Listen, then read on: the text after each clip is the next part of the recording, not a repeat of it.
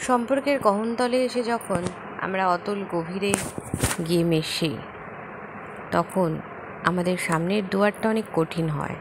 আমাদের সম্পর্কটাকে টিকিয়ে রাখার চ্যালেঞ্জ হয়। অবশ্য সম্পর্ক টিকিয়ে রাখতে গেলে চ্যালেঞ্জের প্রয়োজন হয় না, প্রয়োজন হয় সহনশীলতা, প্রয়োজন হয় মনের মিল, মনের ভালোবাসা। আদৌ কি সত্যি এরম ভালোবাসা পাওয়া যায়? তোমাদের কি মতামত বন্ধুরা, বলতে পারো?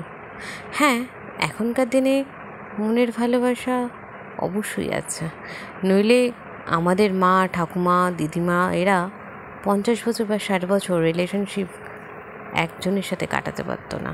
কিন্তু এখনকার দিনে সেই জিনিসটা কিন্তু আজ আর নেই। অনেকের ভাগ্যে ভালো আসে, আর অনেকের ভাগ্যে সেটা ভাটা পড়ে। কারণ জীবন মানেই জোয়ার ভাটা। কখনো জোয়ারের মাঝে আমরা এগিয়ে যাই, আবার মাঝপথে ভাটার জন্য আমরা আটকে যাই। জীবন মানেই দোদুল্যমান। হয়তো এমন অনেকে আছে যারা এত ভালো সঙ্গী পায়, তাদের জীবনটা খুব সুন্দরভাবে, সহজভাবে কেটে যায়। আবার এক একজনের কপালে এমন জীবনসঙ্গী, এমন লাইফ পার্টনার বা বয়ফ্রেন্ড বা গার্লফ্রেন্ড বা কী বলবো প্রেমিকা জোটে, তাদের জীবনটা বিভীষিকাময়ের থেকেও খারাপ অবস্থা হয়। তার জন্য কি উভয়ই দায়ী? হয়তো পরিস্থিতি দায়ী হয়। সেই পরিস্থিতিটা আমরা আমরা কেউ বোঝাতে পারবো না। আসলে যে পরিস্থিতিতে যখন সে পড়ে, সেই মানুষটি পড়ে, সেই ছেলেটি পড়ে, তখন সে বোঝে যে তার সমস্যাটা কোথায়। আসলে আমরা উপযাচক হয়ে ওপর থেকে দেখে নানা কথা বলতে থাকি। এটাই আমাদের হিউম্যান নেচার। আর এটা তো হতেই থাকে না, হতেই পারে কারোর জীবনে। সেটা কবে হবে, কখন হবে, কোন মুহূর্তে হবে, সত্যি সেটা আমাদের কারোরই জানা নেই। তাই উপযাচক হয়ে কারোর সম্পর্কে কোনো কথা না বলাই ভালো। হয়তো দেখা গেল তোমার জীবনেই সেটা ঘটে গেল। আর মুখোশের আড়ালে থাকা মানুষদের চেনা বড়ই কঠিন, কারণ তারা খুব সহজেই রং পাল্টে নেয়। তুমি সত্যিকারের কখন বুঝবে যে সে নির্বিকারভাবে শুধু তোমাকে চায়, স্বার্থহীনভাবে?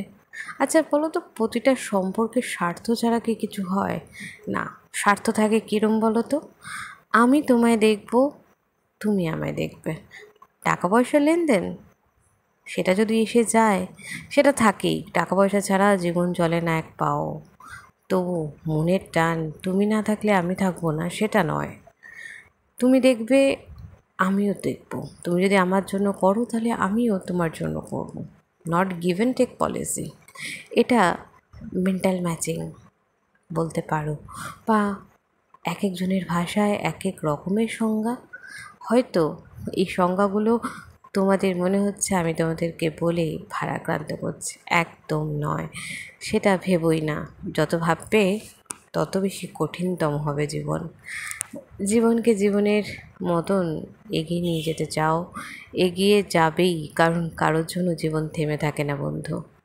জীবন তো এগোবেই জীবনের ন্যায়। মৃত্যু আসবে, মৃত্যুতেও জীবন থামে না। আমাদের থমকে যেতে হয় কিছু মুহূর্তের, কিছু দিনের জন্য, কিছু মাসের জন্য। তবু কিন্তু আমাদেরকে হারাতে হয়। এটাই বড়ই চরম সত্য। তাই স্বার্থপরতা ছেড়ে চলো না। আমরা জীবনটাকে অন্য রকমভাবে দেখি, অন্য রকমভাবে বাঁচি। জীবন ক্ষণিকের হলেও জীবন অনেক কঠিন।